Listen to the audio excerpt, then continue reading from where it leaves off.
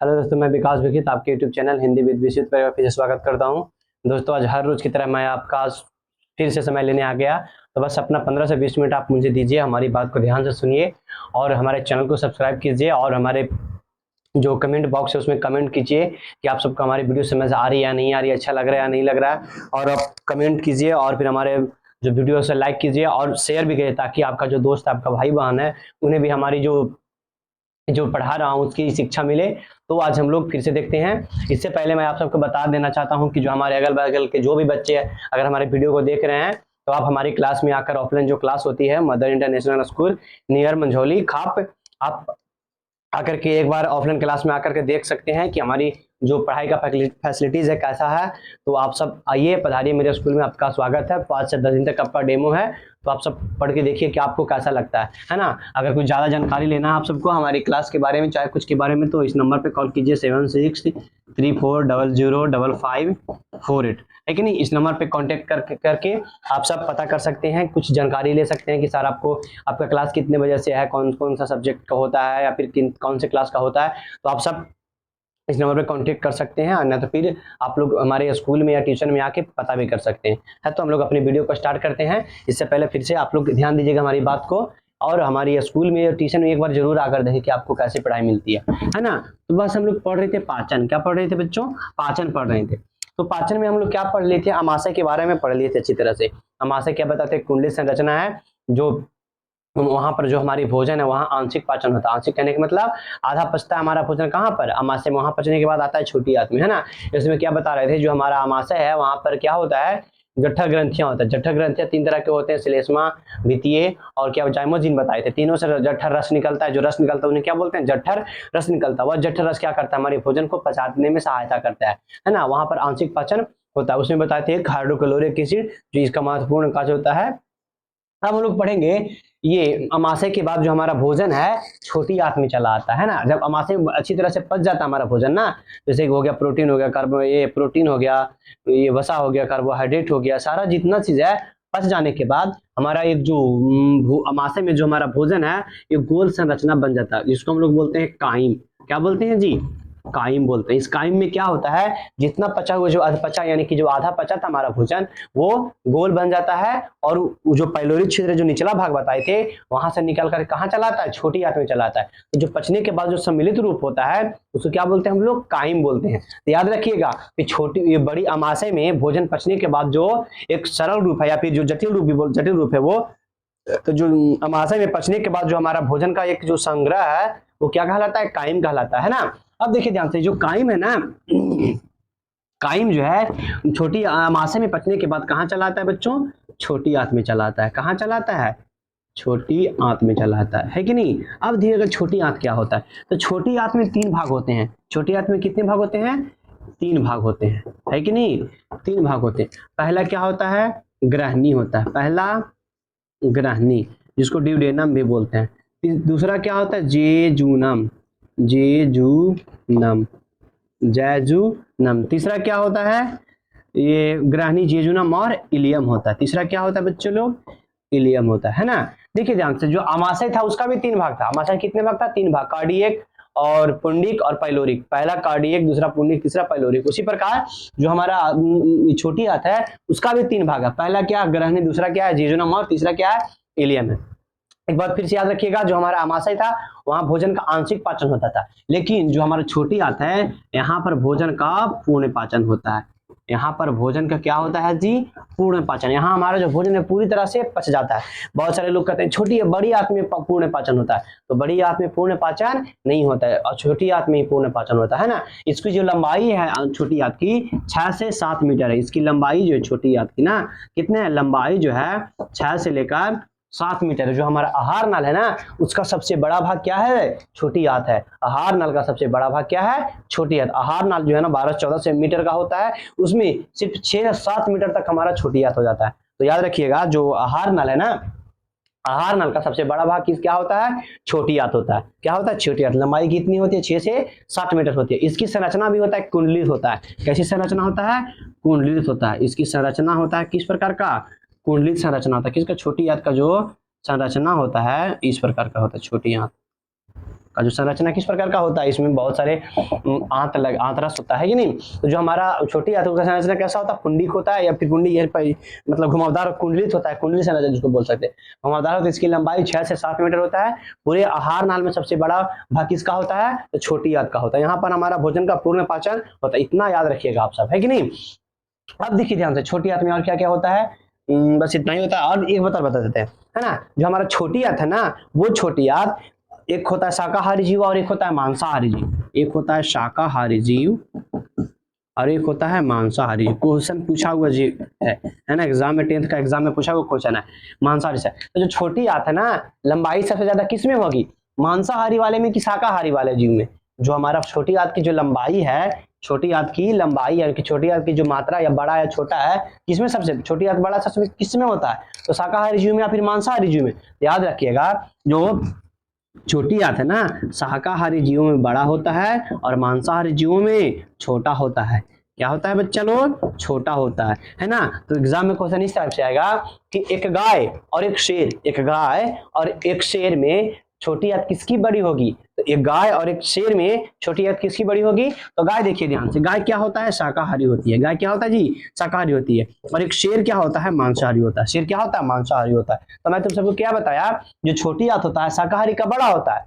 छोटी आंत किसका बड़ा होता है, शाकाहारी जीवों का छोटी आंत क्या होता है, बड़ा होता है, और मांसाहारी का छोटा होता है। क्योंकि जो मांसाहारी है, जो मांस है ना, उसमें पाचन बहुत जल्दी हो जाता है, और जो शाकाहारी जीव है उसमें पाचन बहुत धीरे धीरे होता है। क्यों, क्योंकि उसमें सेल्यूलोज पाया जाता है। किसमें, शाकाहारी जीव में जो खाता है, जैसे क्या खाता है, घास पत्ता खाता है। तो शाकाहारी जीव होता है घास पत्ता खाता है कि नहीं। तो जो घास पत्ते होते हैं उनमें क्या पाया जाता है, सेल्यूलोज पाया जाता है। जो सेल्यूलोज है ना, सेल्यूलोज आप लोग देखे होंगे कि नहीं, मैं बताता हूं। जैसे मुनगा खाते हो, मुनगा खाते हो उसके बाद चूसते हो, चूसने के बाद जो रेशा निकलता है, रेशा टाइप का ना, वो क्या होता है, सेल्यूलोज होता है। वो क्या जल्दी पचता है, नहीं पचता है ना। तो जानवर वही सब खाते हैं, पत्ते वगैरह खाते हैं। तो जो पत्ता है ना, उसमें जो शाकाहारी जीव खाता है उसका जो भोजन होता है उसमें सेल्यूलोज पाया जाता है, और सेल्यूलोज का पाचन धीरे धीरे होता है। सेल्यूलोज का पाचन धीरे धीरे, ऐसा नहीं कि सेल्यूलोज तुरंत पच जाता है। सेल्यूलोज है ना, उसका पाचन कैसे होता है बच्चे लोग, धीरे धीरे होता है।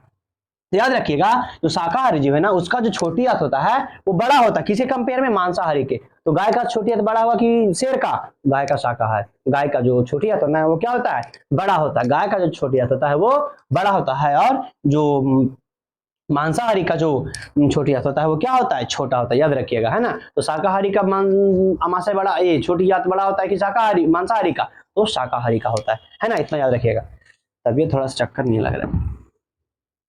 अब देखिए ध्यान से, मैं तुम सबको बताया क्या, इतना तो जान लिए कि जो हमारा छोटी आंत है, तो छोटी आंत की लंबाई कितना, तो 6 से 7 मीटर होता है। और इससे छोटा कौन होता है, बड़ी आंत। ऐसा नहीं जानिएगा कि बड़ी आंत नाम पर गया ना बड़ा तो बड़ा हो जाएगा, नहीं। बड़ी आंत की लंबाई इससे छोटा होता है। सबसे बड़ा कौन होता है, छोटी आंत। नाम है छोटी आंत, लेकिन काम इसका बड़ा वाला है ना।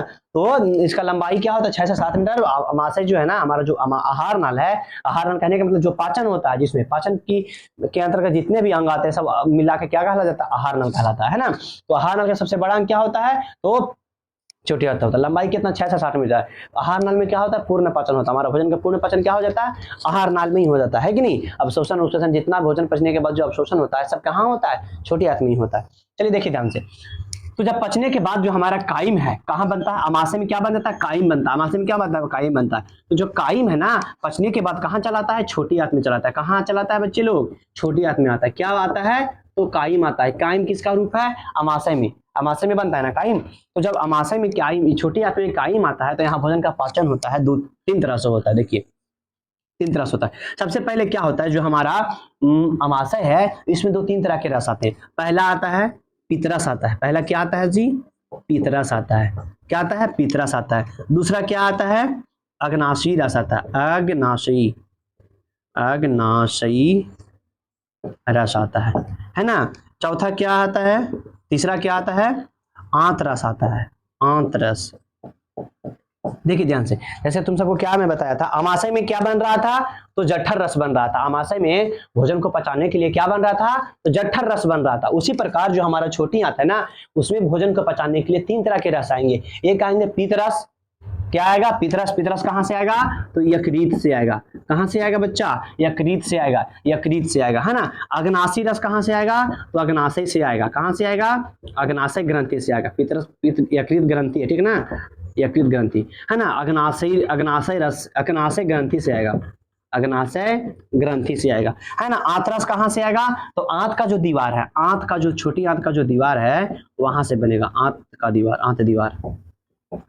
देखिए ध्यान से, तो अभी जैसे बताया था तुम सबको, उसे रिलेटेड करते हैं। अमाशय से, अमाशय को पचाने के लिए क्या आ रहा था, तो जठर रस आ रहा था। क्या आ रहा था, जठर रस आ रहा था, है ना। 3 तरह के बताए थे, जठर रस, श्लेष्मा हो गया, अम्लजन हो गया, और क्या हो गया, जाइमोजिन हो गया। उसी प्रकार जो हमारा छोटी आंत है ना, छोटी आंत में भोजन को पचाने के लिए 3 तरह के रस आएंगे। पहला क्या आएगा, पीत रस आएगा, जो कहां से बनेगा, यकृत से बनेगा। किसके माध्यम से आएगा, तो मूल पित्त वाहिनी रास्ते से आएगा। ऐसा नहीं ना कि जैसे तैसे आ जाएगा, नहीं। जो हमारा छोटी आंत है उसके दाएं और बाएं तरफ क्या होता है, यकृत और अग्नाशय ग्रंथि होता है, यकृत ग्रंथि और अग्नाशय ग्रंथि होता है। उसके एक पंप लगा होता है, या नस लगा होता है, पंप बोल सकते हैं ना, उसके माध्यम से आता है। तो उसका नाम क्या होता है, तो मूल पित्त वाहिनी होता है, मूल पित्त वाहिनी, मूल पित्त वाहिनी, पित्त वाहिनी।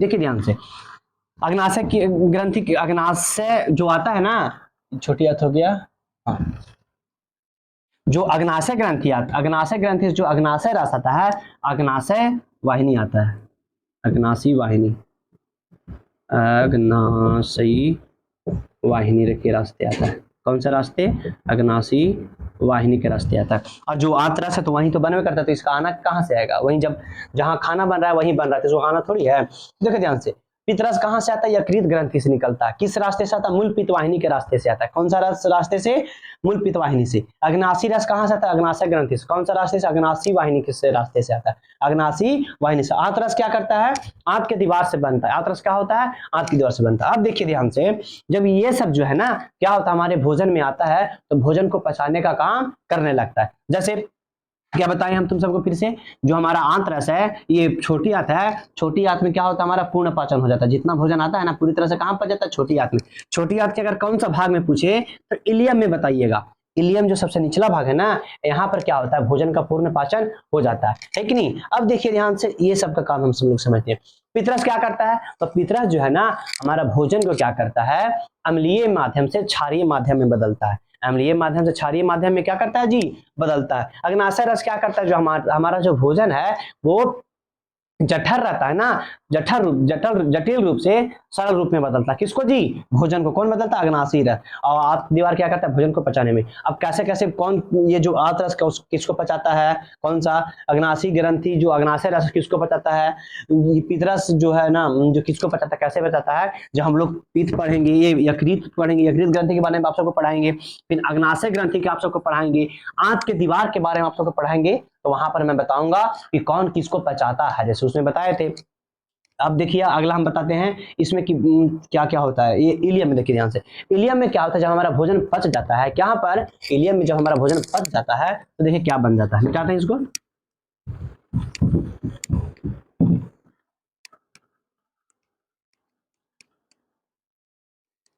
देखिए हम क्या बताया कि छोटी आंत में 3 भाग क्या हो गया, जेजुनम, ग्रहणी और इलियम। सबसे ज्यादा कहाँ पाचन होता है, तो इलियम में होता है। सबसे ज्यादा कहाँ पाचन होता है, इलियम में होता है ना। तो जो हमारा छोटी आंत का जो तीसरा भाग था, सबसे यानी कि निचला भाग इलियम होता है, यहाँ पर पूर्ण पाचन होता है। क्या होता है बच्चा लोग, पूर्ण पाचन। देखिए तुम सबको पहले क्या बताया कि छोटी आंत में पूर्ण पाचन होता है। कहाँ, तो छोटी आंत में पूर्ण पाचन। तो छोटी आंत के कौन सा भाग में, तो छोटी आंत के भी इलियम भाग में होता है। छोटी आंत के भी इलियम भाग में पूर्ण पाचन होता है। देखिए ध्यान से, इलियम भाग में जब पूर्ण पाचन हो जाता है ना, तो जो हमारा वहां से जो काइम आया था, क्या आया था जी, कहां से आया था काइम, अमाशय से आया था। अमाशय से क्या आया था, काइम आया था। तो जो काइम है ना, जो पूर्ण पाचन हो जाता है छोटी आंत में, तो यह जो काइम है चाइल का रूप लेता है। काइम और चाइल, है ना। तो अमाशय में जब आता है, अमाशय में पचता है हमारा भोजन, तो पचने के बाद जब गोल बन के पाइलोरिक छिद्र से निकल के छोटी आंत में आता है, तो क्या सा रास्ते, मतलब कि क्या कहलाता है, काइम कहलाता है। और जब छोटी आंत में आने के बाद जब काइम जो है पच जाता है, पूरी तरह से पूर्ण पाचन हो जाता है, तो इलियम में पचता है, तो क्या कहलाता है वहां पर, चाइल कहलाता है। यानी कि छोटी आंत भी लिख सकते हैं, इलियम भी लिख सकते हैं। तो छोटी आंत में क्या कहलाता है, ये चाइल कहलाता है। क्या कहलाता है, चाइल कहलाता है। ये जो चाइल है ना, इसका जो अवशोषण है, यानी कि चाइल पचा हुआ भोजन है, पूरी तरह से पचा हुआ भोजन है, चाइल है जो, इसका अवशोषण होता है। क्या होता है, अवशोषण होता है। अवशोषण कहने का मतलब जो पच गया भोजन और पचने के बाद उसमें जो मिनरल्स थे मिले हुए थे भोजन में, उसका अवशोषण यानी कि चूसना होता है। तो चूसना जो है ना इलियम का जो दीवार है उसके माध्यम से होता है। इलियम जो है ना इसमें स्तंभाकार एपिथेलियम ऊतक का एक मतलब कि दीवार बना होता है, स्तंभाकार एपिथेलियम का, स्तंभाकार एपिथेलियम। 9 क्लास में पढ़ना था थीलियम, है ना। जब उत्तक हम लोग पढ़ रहे थे ना 9 क्लास में, उत्तक पढ़ना है ना चैप्टर, तो उसके बाद उत्तक में ये सब पढ़ना रहता है कि हमारे आमाशय की दीवार में कौन सा उत्तक होता है, तो स्तंभाकार एपिथेलियम। देखिए ध्यान से, तो भोजन तो पच गया हमारा, छोटी आंत में पूरी तरह से पच गया। पचने के बाद ऐसा थोड़ी है कि वही रहेगा, नहीं, पचने के बाद जो हमारा एनर्जी था, प्रोटीन था, वसा था, कार्बोहाइड्रेट था, उसका पाचन होगा ना। ये पाचन तो हो गया, उसका अवशोषण होगा ना। तो अवशोषण कहाँ, चाइल बन गया। तो चाइल तो एक गोल संरचना है ना, पचा हुआ भोजन है। इसमें जो कार्बोहाइड्रेट हो गया, वसा हो गया, प्रोटीन, इसका चूसना या जिसका अवशोषण यानी कि चूसना या फिर अवशोषण जो बोलते हैं उसका तो होगा। ऐसा तो नहीं कि वहीं पच गया वहीं पर रह जाएगा। तो हमारी जो कोशिका कैसे, हमारी कोशिका कैसे मिलेगी, नहीं, उसका अवशोषण होगा। जो हमारा भोजन है उस भोजन में से जो हमारा प्रोटीन, कार्बोहाइड्रेट और वसा था ना, उसका क्या होगा जी, अवशोषण होगा या फिर चूसना जिसको बोलते हैं। तो जो आमाशय छोटी आंत के जो चाइल्ड का दीवार था ना, उसमें क्या लगा होता है, स्तंभाकार एपिथेलियम होता है। इस प्रकार का ऊतक बना होता है, इस प्रकार का चारों तरफ से,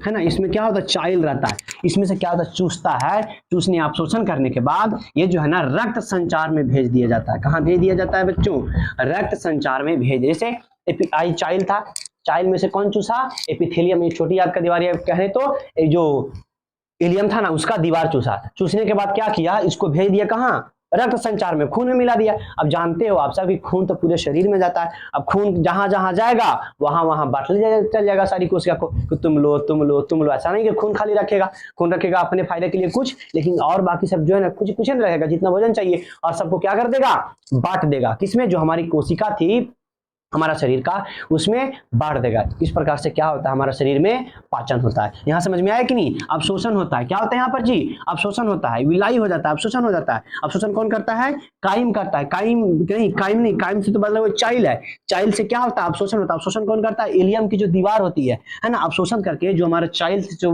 मिनरल पदार्थ था उसको अवशोषित करके रक्त संचार में मिला जाता है। पीछे से रक्त का नाश लगा होता है। तो जो स्तंभाकार एपिथेलियम है किसका, इलियम का, वो चूस चूस के किससे, ये चाइल्ड से चूस चूस के खून में मिला देता है और खून पूरे शरीर में लेकर चला जाता है। इस प्रकार से हमारे पूरे शरीर को भोजन मिल जाता है और एनर्जी मिल जाती है। अब यहाँ तक रहने देते हैं। अब हम लोग कल पढ़ेंगे यकृत और किसके बारे में, अग्नाशय के बारे में, कि यकृत कहाँ से आता है, यकृत से पितरस का क्या काम है, वो क्या क्या होता है, उसका माप कितना होता है, वो इसका वेट कितना होता है पितरस में, जो यकृत होता है जो। फिर अग्नाशय रस के बारे में हम लोग पढ़ेंगे कि कैसा ग्रंथि है ना। तो इतना आप लोग अगर समझ में आया तो लाइक कीजिएगा और कमेंट कीजिएगा हमारे कमेंट बॉक्स में कि आप सबको हमारी वीडियो कैसी लगी, और शेयर जरूर कीजिएगा कि आपका जो दोस्त है, भाई बहन है, उन्हें ये शिक्षा मिल सके, है कि नहीं। और हमारे साथ ऐसे जुड़े रहिए। आप सबको फिर से बताना चाहता हूं कि अगर हमारी क्लास को आप सबको ज्वाइन करना है ऑफलाइन क्लास में, तो ये नंबर 7634005548 है ना, इस नंबर पे कांटेक्ट करके आप सब ज़्यादा से ज़्यादा जानकारी ले सकते हैं। और अगल बगल के जो बच्चे हैं आप सब हमारे स्कूल में एक बार आके जरूर देखिए। और जो मेरे पुराने स्कूल के बच्चे हैं वो तो बस देख ही सकते हैं, इतने दूर आ तो नहीं सकते हैं। तो तब तक के लिए जय हिंद, धन्यवाद।